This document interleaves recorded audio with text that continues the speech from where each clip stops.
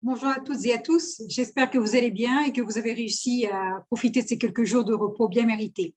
Avant tout, je tiens à vous remercier d'avoir été si nombreux à vous inscrire à ce webinaire. Et je suis vraiment ravie de passer ce moment en votre compagnie. J'espère vous être utile en vous proposant quelques stratégies pédagogiques et pistes de travail. Je veux vraiment que ce webinaire soit surtout un moment de partage. Alors, comme thème de ce webinaire, j'ai choisi la communication. Certainement, comme moi, vous avez des élèves qui hésitent à participer en français, à parler en français. Ils ont du mal à prononcer, alors ils hésitent, ils n'aiment pas vraiment participer. Alors, le but de ce webinaire, ça sera de réfléchir un petit peu à quelques façons de stimuler la communication de nos élèves. Alors, je partage mon diaporama. Alors, voilà. Comment stimuler la communication de vos élèves en cours de FLE? Alors, ce que je vous proposais dans la newsletter qui vous a été envoyée, c'était justement de réfléchir aux défis de la communication en cours de FLE. C'est vrai que si vous vous attendez à une recette magique, je ne suis pas essayée, je n'ai pas de potion magique, mais j'ai quand même quelques idées de stratégies, d'activités pédagogiques qui sont motivantes et ludiques et qui permettront de développer la compétence communicative de nos élèves. Alors, c'est vrai que pour moi, enseigner la langue, c'est indissociable aussi de la culture française et francophone. Je propose toujours à mes élèves des références très actuelles sur la culture française et francophone à travers la musique, le cinéma, la gastronomie aussi, parce que je considère que l'un est indissociable de l'autre. Alors, c'est vrai que pour moi, la France continue d'être le pays de la liberté, de l'égalité, de la fraternité, et la langue, son instrument, la langue des opportunités. Alors, c'est important pour moi de leur montrer que le français est une langue très actuelle, d'une société aussi très actuelle, moderne et dynamique. Alors c'est vrai que quand même, on a parfois des préjugés à vaincre dès le départ. On a des élèves qui nous arrivent, qui nous disent que le français c'est difficile, qu'il y a beaucoup de verbes à conjuguer, ou bien que le cinéma n'est pas très intéressant, que la musique est ringarde. Et on a d'autres élèves qui sont très motivés, qui sont très contents d'apprendre une deuxième langue et qui veulent parler, par exemple, avec des amis ou de la famille qui habitent en France ou dans un autre pays francophone. Donc, on va avoir ici des motivations différentes à gérer, des motivations et aussi des préjugés à démonter. Alors, pour moi, c'est très important de leur montrer, c'est mon défi tous les jours, de leur montrer que le français est une langue actuelle et bien vivante. Alors, quand même, qui parle français, on va voir, c'est une langue qui est parlée sur les 5 continents par 300 millions de locuteurs, dont 235 millions parlent quotidiennement. Selon l'Organisation internationale de la francophonie, dans son rapport sur la langue française, le français est en progression de 10% et on s'attend à ce qu'en 2070, il y ait 747 millions de locuteurs. Alors quand même, on a une langue qui est parlée sur les 5 continents par 300 millions de locuteurs, on a 900 000 enseignants, c'est la deuxième langue la plus apprise avec 51 millions d'apprenants dans le monde. C'est quand même quelque chose. Alors, c'est la 5e langue la plus parlée après le chinois, après l'espagnol, l'anglais, l'arabe, on va avoir le français. Donc, c'est important aussi de montrer que c'est une langue très importante au niveau de la science, au niveau aussi de l'Internet. C'est la deuxième langue d'information internationale, comme je disais tout à l'heure. Bon, alors, si on pense à l'image que le français transmet, parfois on peut avoir une image associée à l'amour, à une vision plus romantique, au glamour, c'est une vision un petit peu plus traditionnelle.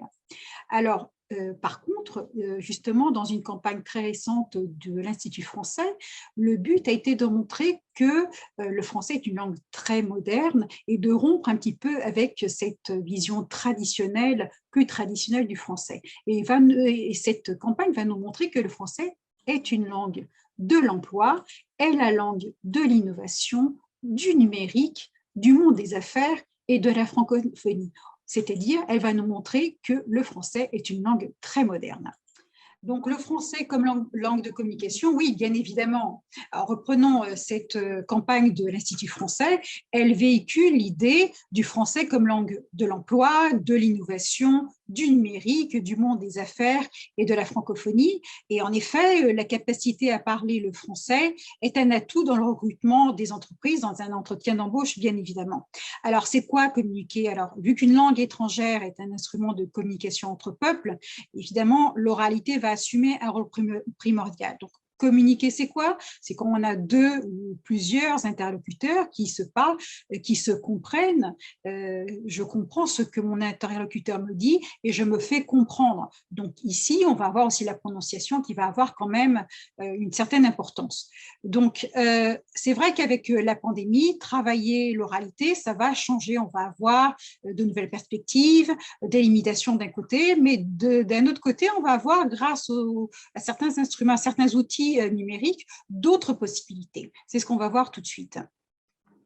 Alors, je vous disais, par rapport au cadre européen commun des références pour la langue, c'est quoi une langue de communication? Là, j'ai utilisé la version portugaise puisque je vais articuler tout à l'heure avec d'autres documents officiels comme le programme et comme les apprentissages essentiels, les apprentissages essentiels. Alors, qu'est-ce que nous dit le cadre européen sur la communication? Tarefas comunicativas. Os atos de comunicação com ou mais interlocutores são geralmente levados a cabo pelo utilizador da língua para satisfazer as suas necessidades numa dada situação. Donc, on a une situation de communication, une intention de communication. Par exemple, no domínio privado, pode haver a intenção de conversar com o visitante e trocar informações sobre a família, os amigos, aquilo de que se gosta ou não gosta, comparar expériences et attitudes. C'est exactement ce qu'on fait, ce sont les thèmes du programme de 7e année. On va parler de soi, on va présenter quelqu'un, on va se présenter, on va parler de ses goûts, de ses préférences. Et puis là, on a un autre domaine, on l'utilise plus dans 8e année, no oitavo ano, no domínio público, a intenção será fazer negócio, por exemplo, para comprar roupas de boa qualidade a um preço razoável. Donc là, différentes situations de communication dans un domaine privé ou dans un domaine public. Donc, le but de communiquer, c'est de satisfaire ses besoins dans une certaine situation de communication. Alors, par rapport à l'enseignement du FLE, on va avoir plusieurs documents officiels qu'on va devoir articuler. Alors, je les ai en portugais ici, évidemment, puisque ce sont des documents en portugais. Le programme du 3e cycle, qui date de 1991. C'est un programme extrêmement long, avec énormément de contenus lexicaux, morphosyntaxiques, ce sont des listes énormes. Depuis, ça a beaucoup changé quand même. On a beaucoup moins de temps, beaucoup moins de cours de français par semaine. Donc, on a beaucoup moins de temps pour apparemment faire la même chose, enseigner la même chose. On a 3 autres documents qui sont le cadre européen commun de référence pour les langues, o quadro europeu comum de referência para as línguas, o perfil dos alunos à saída da escolaridade obrigatória, qui est de 2017, on avait le cadre de 2001, et as aprendizagens essenciais, articulação com o perfil dos alunos de 2018. Bon, alors, on a ici 4 documents qui ne sont pas forcément très faciles à gérer dans la pratique, dans l'enseignement du FLE. Alors, le cadre européen nous présente 3 grands niveaux pour l'enseignement des langues, le niveau A, niveau A1 et A2 pour le niveau élémentaire, on arrive à un niveau de survie. Le niveau B pour un niveau indépendant, c'est-à-dire que le locuteur va se débrouiller, l'utilisateur va devenir un utilisateur indépendant, tandis qu'on aura un niveau de maîtrise pour un locuteur expérimenté au niveau de C1 ou au niveau C2. On a ici, par exemple, les niveaux, j'ai choisi les niveaux pour l'utilisateur élémentaire, puisque nous, jusqu'en 9e année, on va travailler jusqu'à un niveau A2. On n'arrivera pas à atteindre beaucoup plus que le niveau A2, du moins ce n'est pas le niveau qui est prétendu par ces documents. Alors, au niveau de la 7e année, on en reste au niveau A1, c'est un utilisateur très élémentaire et c'est très intéressant de voir que ce qu'on nous demande, c'est quand même un niveau basique avec vraiment des contenus simples. On va pouvoir voir ici. Alors, é capaz de compreender e usar expressões familiares e cotidianas, assim como enunciados muito simples que visam satisfazer necessidades concrètes. Donc là, on est vraiment dans l'actionnel, la communication au service de la réalité. Donc, on a des situations de communication réelles ou proche de la réalité. Ce qu'on demande, c'est que l'utilisateur pode apresentar-se e apresentar outros, é capaz de fazer perguntas e dar respostas sobre aspectos pessoais, como, por exemplo, o local onde vive, as pessoas que conhece e as coisas que tem. Pode comunicar de modo simples se o interlocuteur falar lenta et distinctement et se mostrar coopérante. Donc ici, toujours à niveau basique, alors la communication simple et avec l'aide de l'interlocuteur qui devra parler plus doucement. Alors, au niveau linguistique général, je vous mets le A1 et le A2 pour vous montrer la différence. Le A1 va avoir un niveau vraiment très élémentaire, c'est ce qu'on peut voir. Tem leque muito elementar de expressões simples sobre pormenores pessoais e necessidades de natureza concreta, tandis que pour le A2, on a déjà um repertório linguístico elementar que lhe permite lidar com situações cotidianas de conteúdo previsível e estabelecer compromisso entre mensagem e procura de palavras. Donc là, on est déjà un petit peu, on va aborder déjà d'autres thèmes et sortir des situations de communication de premier besoin en fait. Bon, alors si maintenant on fait plus attention aux domaines qui sont importants pour la communication. Bon, là, je passe au portugais. On va avoir amplitude do vocabulário. É importante verificar que no A1 o aluno tem um repertório vocabulário elementar, constituído por palavras isoladas e expressões relacionadas com certas situações concretas. Ao nível da correção gramatical também não se está à espera que o aluno tenha um grande desempenho, mostra apenas um controle limitado de algumas estruturas e formas gramaticais simples, que pertencem ao repertório memorizado. E vamos ver, comparando isto com o programa, temos aqui algum desfazamento. A seguir, ao nível fonológico, também não se está à espera que o aluno aprendente de um nível A1 tenha uma grande pronúncia, uma pronúncia perfeita, isso não é esperado. A pronúncia de um repertório muito limitado de palavras e expressões aprendidas pode ser entendida com algum esforço por falantes nativos habituados a lidar com falantes do seu grupo linguísticos, e aqui espera sempre alguma cooperação do interlocutor. Quanto à fluência na oralidade, o aprendente do nível A1 é capaz de produzir enunciados muito curtos, isolados e geralmente estereotipados, fazendo muitas pausas para procurar expressões, articular palavras que lhe são menos familiares e para remediar problemas de comunicação. On est toujours à niveau très élémentaire. No ensino do francês em Portugal, o documento que faz a articulação com o quadro europeu comum de referência para as línguas é este, são as aprendizagens essenciais, é um documento oficial de 2018 que faz a articulação com o perfil dos alunos e que determina 3 grandes competências, a competência comunicativa, a competência intercultural e a competência estratégica. Ao nível da competência comunicativa vai destacar competências de recepção e competências de produção. Nas competências de recepção vamos ter a compreensão oral, a compreensão escrita. Nas competências de produção vamos ter a interação oral, a interação escrita, a produção oral e a produção escrita. Em todas é comum o nível elementar, falamos sempre de textos simples e muito curtos, sejam escritos, sejam orais, quando são escritos uma produção de 30 a 40 palavras, e são textos de suportes variados, com frases e estruturas gramaticais muito elementares, para satisfazer situações de comunicação de primeira necessidade, como apresentar alguém, descrever gostos e preferências, lugares, etc.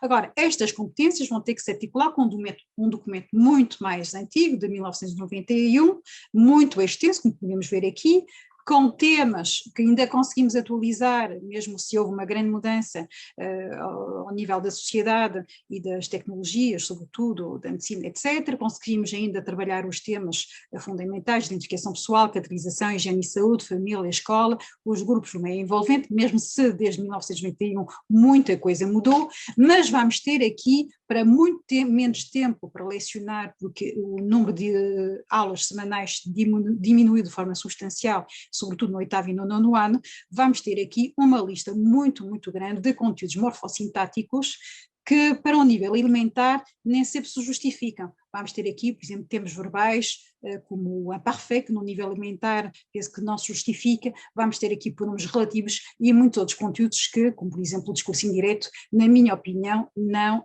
se enquadrarão neste nível de iniciação muito elementar. Sendo assim, vai caber aos autores manuais tomar decisões. Aqui, como o quadro europeu reconhece, vai-lhes caber tomar decisões concretas sobre a produção dos textos, as atividades, vocabulário e a gramática para serem ensinados. Na verdade, quando saíram as aprendizagens essenciais, eu estava à espera de muito mais. Estava à espera de uma reformulação dos programas, de acordo com os tempos que vivemos hoje e também de acordo com a organização curricular, porque, de facto, o número de aulas diminuiu de forma substancial. Bom, sendo assim, esta seleção dos conteúdos vai depender dos autores, vai ser uma escolha pessoal, mas não só. Os professores também são auscultados neste processo. É importante referir que são organizados painéis com as editoras, em que os professores são interrogados, são auscultados no sentido de exprimirem as suas necessidades e dificuldades, de modo a que os autores também possam trabalhar de acordo com o que os professores sentem. Depois de definir aqui todas as competências da comunicação, há realmente um fator que é muito importante para o sucesso do aluno na aprendizagem do francês, que é a motivação. Aqui o quadro europeu define 2 tipos de motivação que são importantíssimos para envolver o aluno na sua aprendizagem. É a motivação intrínseca, que é a sua predisposição para a aprendizagem, e a motivação extrínseca, que vai deixar no professor um papel muito importante. O professor vai ser o guia do aluno para o sucesso, através do reforço positivo, vai aumentar a motivação do aluno para a aprendizagem e logo vai conduzir o aluno ao sucesso. Isso realmente é importante, motivar o aluno, reforçar pela positiva a sua evolução, os seus esforços, nem que sejam pequenos progressos para manter o aluno interessado na disciplina. O que é motivação? Et maintenant, je reviens au français. Alors, Jean-Jacques Rousseau nous disait déjà au XVIIIe siècle, donnez à l'enfant le désir d'apprendre et toute méthode lui sera bonne. C'est-à-dire que la motivation, ça va être donner à l'élève envie d'apprendre le français, associer à l'apprentissage un moment de plaisir. Alors, c'est quoi pour moi la motivation? Ça va passer par tous ces mots, ça va passer par le désir, par l'envie, par le succès, par la communication, par la détermination. Alors évidemment, ça va être associé au plaisir, à la parole, à la culture, à la musique, au cinéma, à la gastronomie, par exemple, à la francophonie, tout ça pour faire un voyage dans l'apprentissage du français. Alors, comment faire pour motiver les apprenants? Et maintenant, passons à une partie plus pratique, aux pistes de travail. Alors, pour moi, c'est vraiment très important de travailler sur des supports qui sont authentiques, actuels, pour leur montrer le panorama de la société actuelle, des documents qui sont variés, des textes courts, des audios, des vidéos, des animations, des outils numériques, mais toujours des supports qui sont stimulants et attractifs et en accord avec les préférences de nos jeunes adolescents. Au niveau des activités, pour moi, c'est très important de travailler des activités adaptées au niveau débutant. Donc, comme on a vu jusqu'à maintenant, on est à un niveau très élémentaire et ajouter à ces activités un élément ludique et toujours travailler en contexte communicatif. Alors, si par exemple on travaille la grammaire viendra au service de la langue et sera toujours dans un contexte communicatif. Au niveau de la culture, pour moi, c'est très important aussi de faire ce voyage linguistique et culturel, de porter un nouveau regard sur la France et sur le monde francophone et de travailler avec les élèves, de leur donner des références sur le panorama de l'actualité française et de l'actualité francophone d'aujourd'hui. On va leur proposer différentes références culturelles, comme vous voyez ici, françaises, francophones. Par exemple, ici, on a Omar Sy qui est en ce moment dans Lupin. Alors, c'est vraiment les séries à ne pas perdre sur Netflix et à conseiller à vos élèves. C'est ce que je leur ai demandé de faire, par exemple, pendant la pause au mois de février. Donc, de travailler, de voir des films, de travailler l'interculturel, de connaître, de découvrir ces personnalités de la chanson, du cinéma, etc.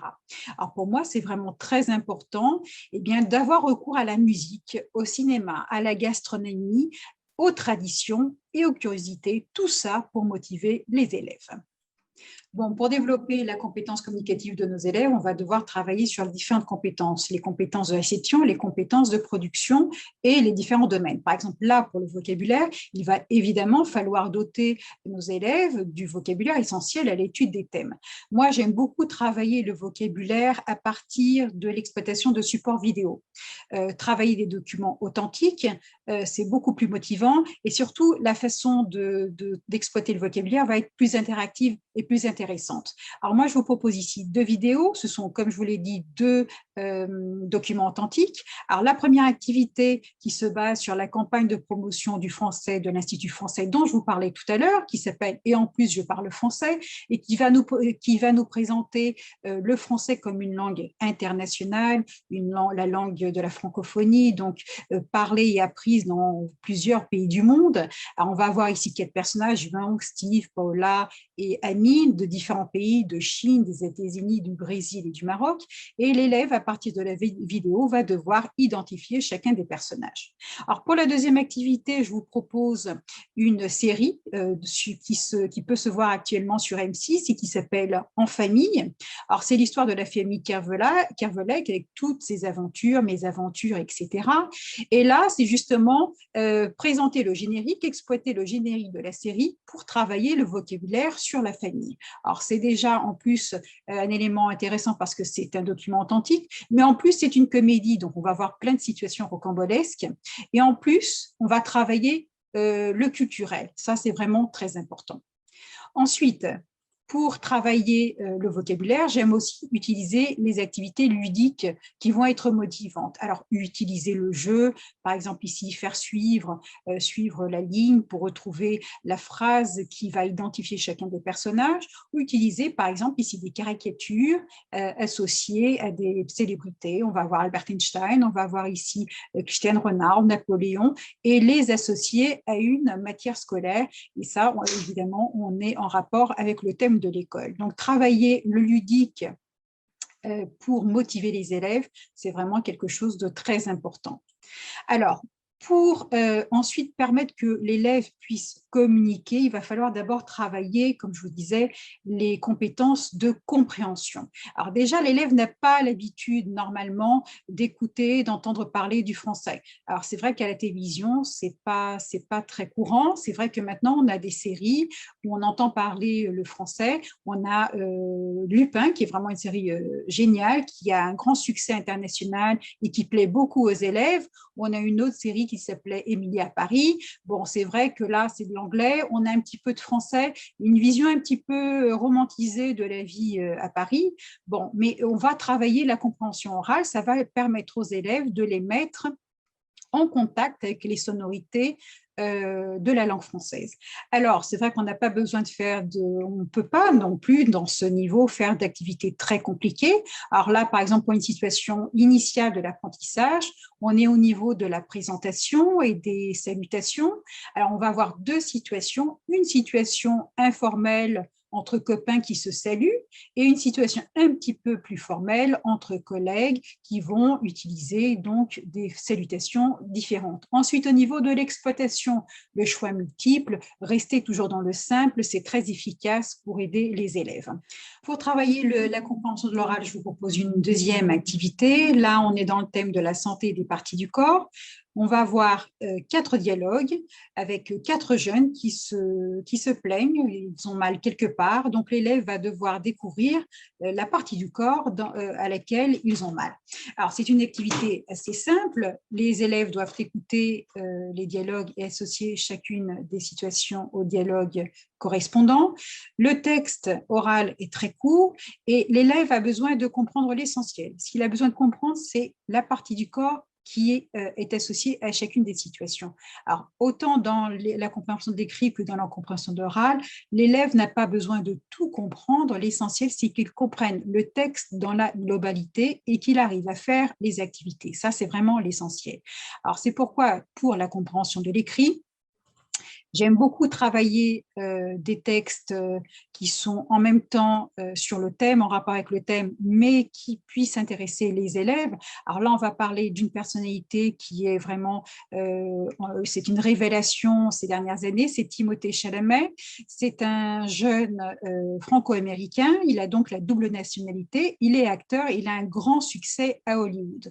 Alors justement, associer le texte court en rapport avec les préférences des élèves à, par exemple, une référence culturelle. Donc, ça nous permet de faire deux choses en même temps, de la compréhension écrite et en même temps de présenter des références culturelles. Alors, on a un premier exercice de compréhension globale à choix multiples, c'est très simple, donc il va s'intéresser aux aspects les plus importants du texte, et puis un autre exercice où l'élève va devoir compléter la fiche portrait de Timothée Chalamet à partir des informations du texte. Pour la production écrite, alors, on est déjà au niveau de la communication verbale, écrite, orale. Donc là, on va présenter à l'élève une activité, on va lui présenter un modèle et en même temps une référence culturelle. On parle de l'acteur Kev Adams, qui est très, très célèbre. Alors, il a commencé très jeune à faire de l'humour.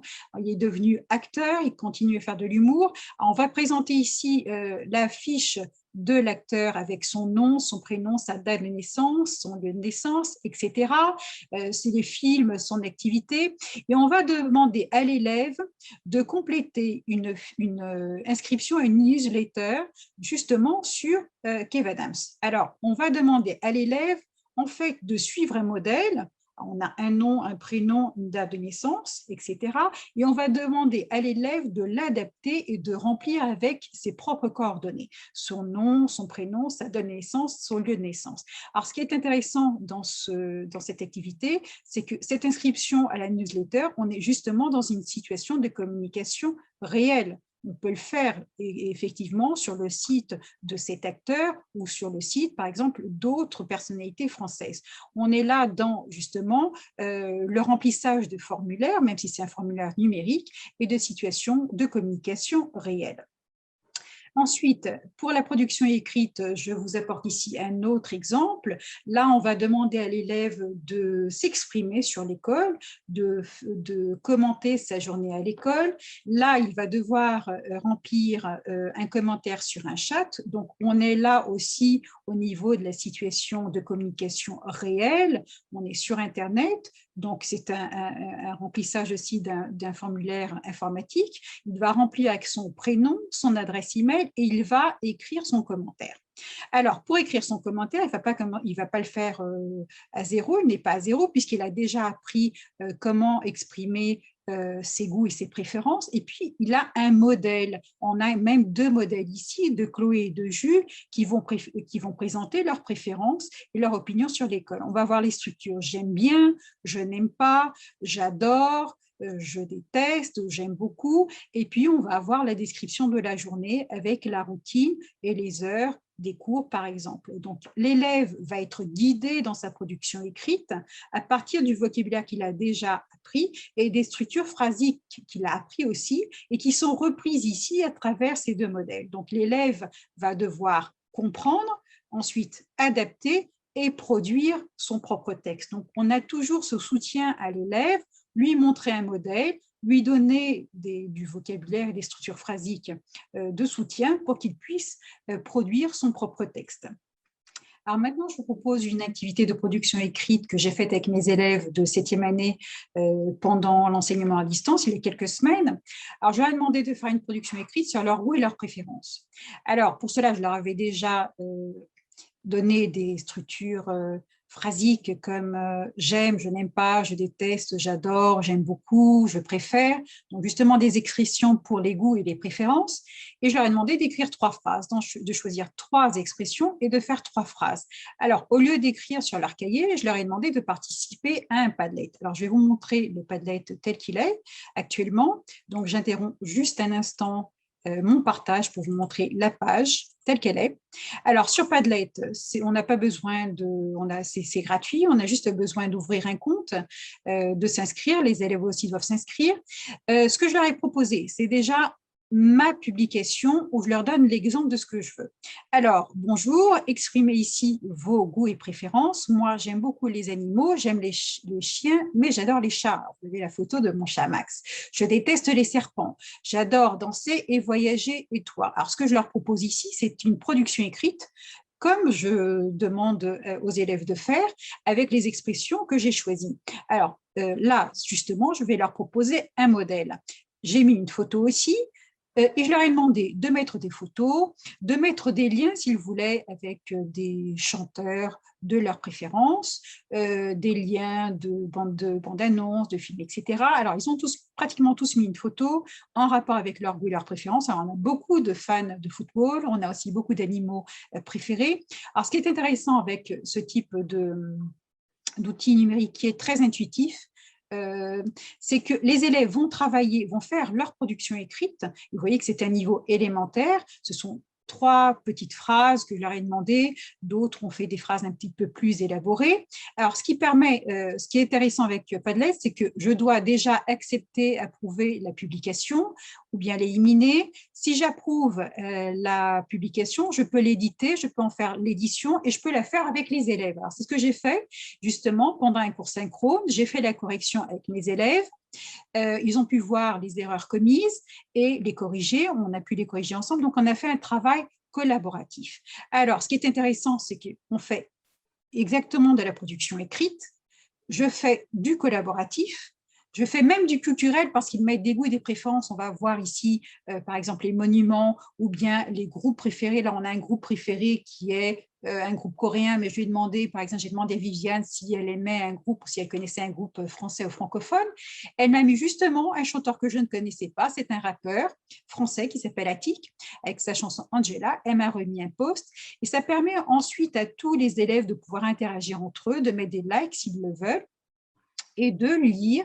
Alors, c'est vrai que c'est beaucoup plus intéressant, attractif, c'est beaucoup plus beau que si je leur avais demandé de faire sur leur cahier et si j'avais corrigé au tableau. Donc, c'est une espèce de vitrine où chacun expose ce qu'il a de mieux. Donc, des photos, des liens. Alors, c'est très intéressant puisqu'on travaille quand même plusieurs compétences, la production écrite, le culturel, le collaboratif et la compétence digitale aussi. C'est vraiment très intéressant. Alors, j'interromps pour revenir à mon diaporama. Et maintenant, je vais parler de production orale. Alors, pour aider les élèves à la production orale, je vais aussi proposer des modèles, comme je l'ai fait pour la production écrite. Alors, c'est vrai que la production orale est certainement la compétence où les élèves ont le plus de difficultés pour plusieurs raisons.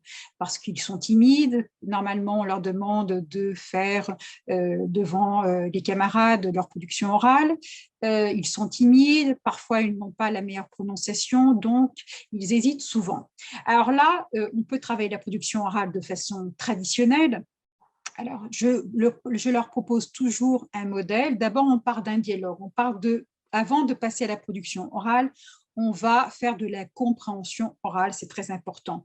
Ensuite, ils vont écouter le dialogue, le comprendre, et à partir du modèle proposé et du vocabulaire de soutien, je vais leur demander de faire leur production orale. Alors, vous avez un modèle, on a ici par exemple Hugo et Capucine qui parlent de leur matière préférée, j'aime l'anglais parce que c'est utile, l'autre dit je n'aime pas la technologie parce que c'est ennuyeux et difficile, donc je vais leur proposer des expressions pour dire ce qu'ils aiment, ce qu'ils n'aiment pas, et pour justifier, c'est facile, c'est utile, c'est intéressant. Donc on propose un modèle aux élèves, on leur donne du vocabulaire et des structures phrasiques de soutien et l'élève va pouvoir produire son texte oralement, d'abord certainement par écrit au départ et ensuite passer à l'oral. Donc, on lui donne un modèle, il adapte le modèle et produit son propre texte. Alors, c'est vrai que pour la production orale, la prononciation va avoir certainement un rôle important. Alors déjà, nos élèves n'ont pas toujours la meilleure prononciation, donc il faut vraiment travailler, s'entraîner à la prononciation. Alors, je travaille la phonétique normalement par discrimination des sons, où on distingue les sons et on les répète, et j'aime beaucoup travailler les virelangues. Alors, les virelangues, ça paraît difficile, mais c'est pas, même si c'est apparemment difficile, c'est rigolo. Alors, ce que je fais avec les élèves, c'est normalement faire des concours, on s'entraîne, ensuite on fait des concours de virelangue et on s'amuse, c'est rigolo, on travaille. D'un côté, on travaille la prononciation, effectivement, on s'amuse aussi, et puis on crée quand même une relation assez intéressante. Alors, pour travailler la prononciation, il faut comprendre, il faut travailler, et puis même commettre des erreurs, c'est normal, on répète, on corrige et on recommence. Alors, pour l'interaction orale, c'est très intéressant de développer des dramatisations et des jeux de rôle. C'est comme pour la production orale. D'abord, on va passer par une phase de compréhension orale. Par exemple, ici, on va poser comme modèle un dialogue.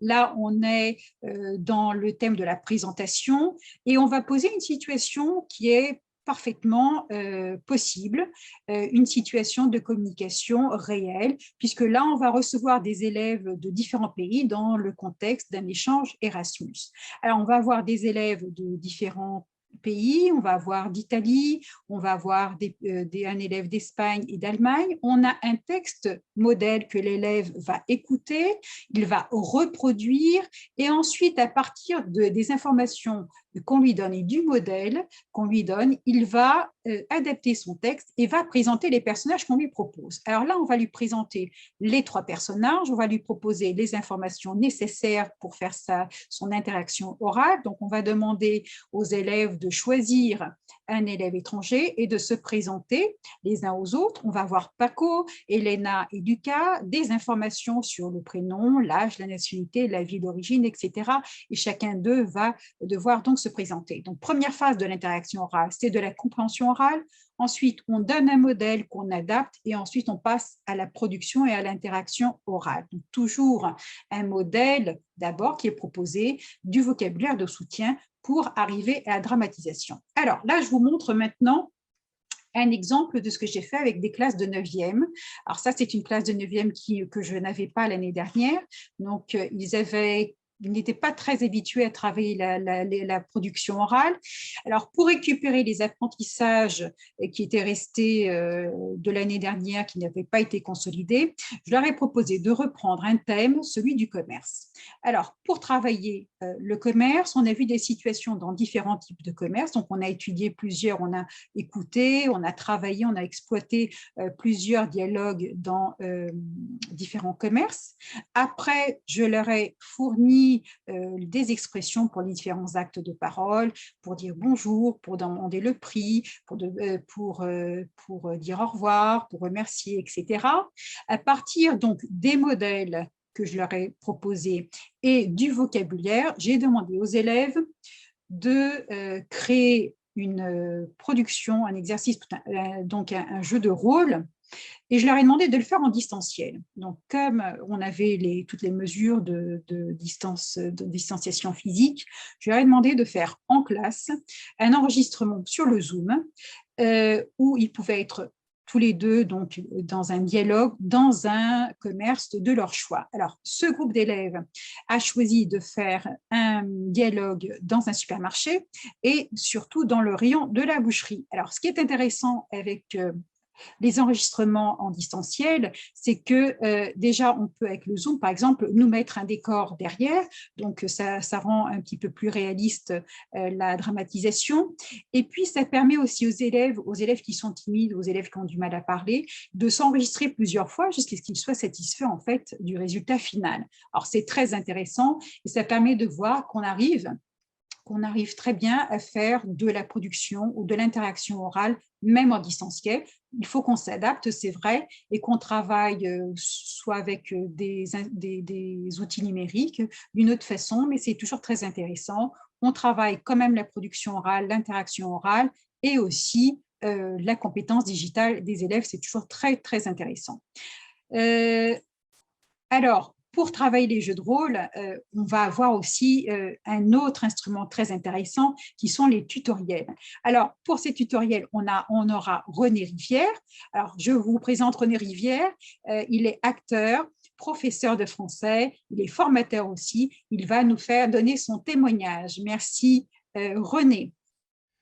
Bonjour Marie et merci.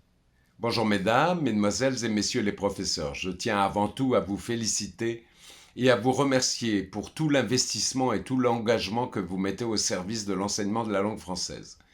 Certains parmi vous me connaissent. En effet, pendant 2 ans, j'ai sillonné le pays et j'ai pu ainsi vous rencontrer dans vos salles de classe. Nous avons organisé des sessions aussi avec vos élèves, de manière à les pousser à s'exprimer en langue française avec moi. Et cela a marché. Pourquoi ? Parce que c'était une activité drôle, récréative et ludique. La langue française est une langue de communication. C'est pourquoi nous devons laisser une place importante aux ateliers d'oralité au sein même de nos salles de classe. Nous avons d'autres activités comme le jeu de rôle, par exemple. Le jeu de rôle qui est utilisé régulièrement dans l'apprentissage des langues étrangères permet des mises en situation.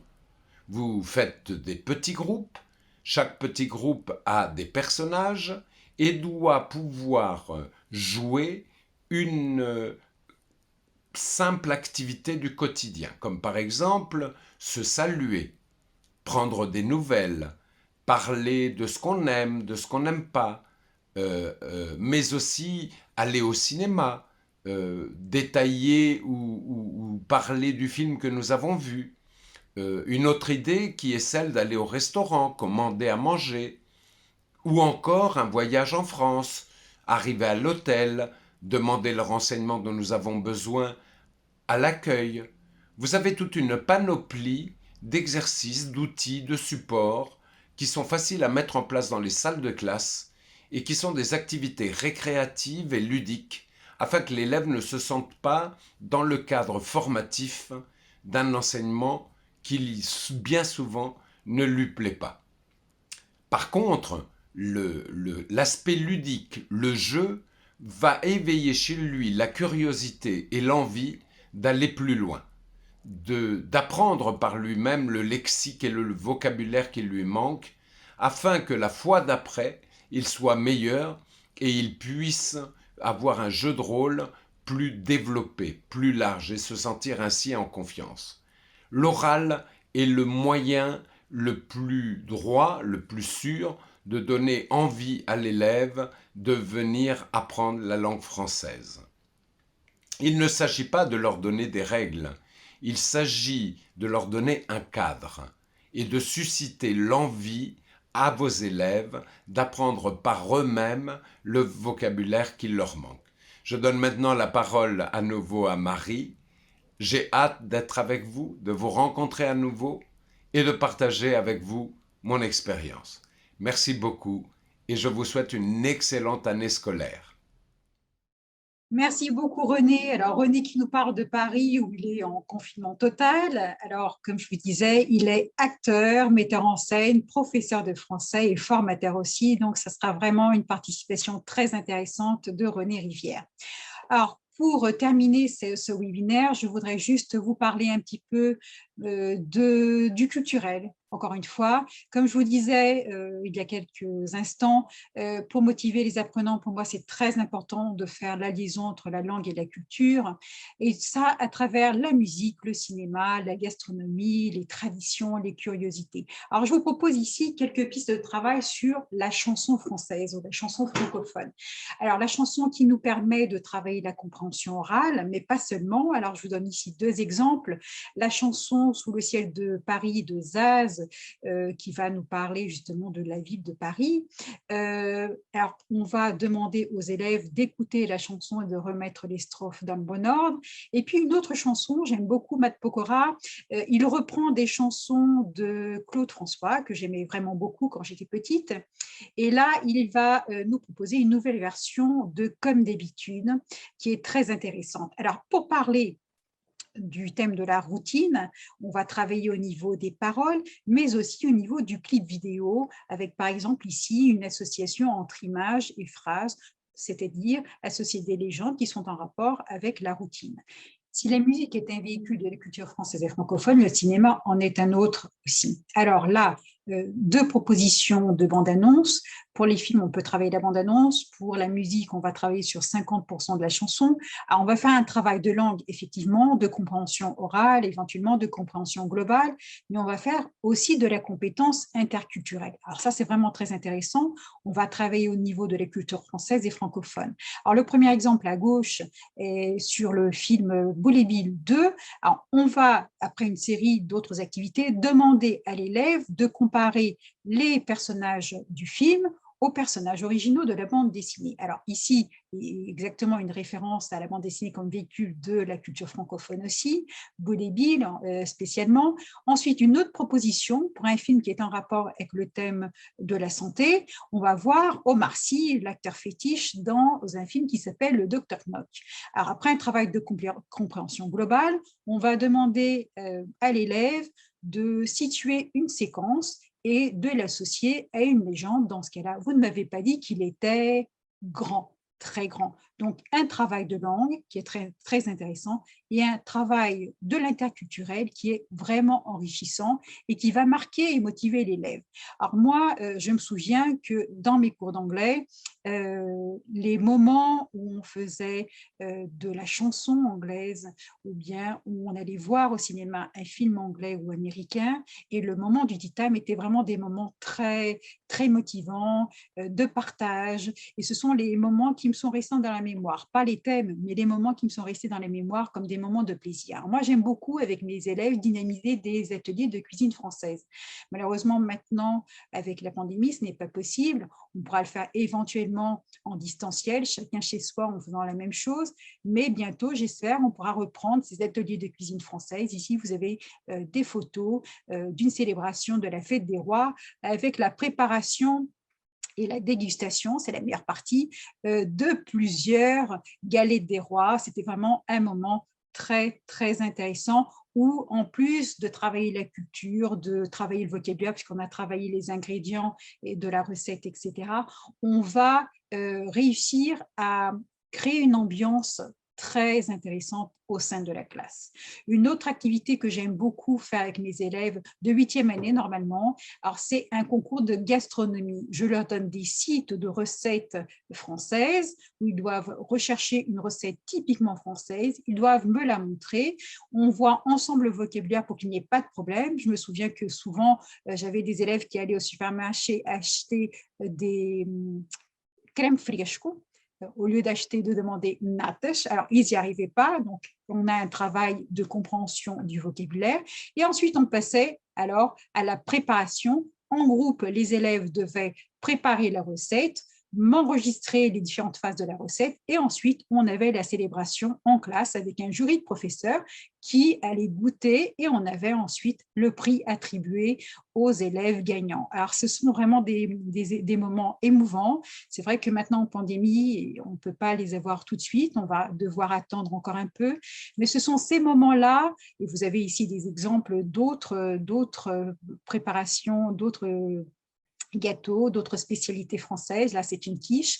Alors, les élèves devaient prouver. Donc, ce sont des moments vraiment très intéressants, enrichissants et motivants et qui restent dans la mémoire de nos élèves et qui prouvent que le français, c'est vraiment très intéressant. Alors, je vous remercie de m'avoir accompagné pendant ce moment, ce webinaire. Je suis vraiment très contente d'avoir pu partager avec vous quelques activités, quelques pistes de travail. J'espère qu'elles vous aideront et vous seront utiles. Alors, je vous laisse ici mes contacts si jamais vous avez des questions à poser, si vous voulez mon aide pour quoi que ce soit, je suis là à votre disposition. Je vous remercie et je vous souhaite bon courage pour ce 3e trimestre qui va être très long. J'espère que ça se passera au mieux et j'espère vous revoir très bientôt. Allez, au revoir. Merci.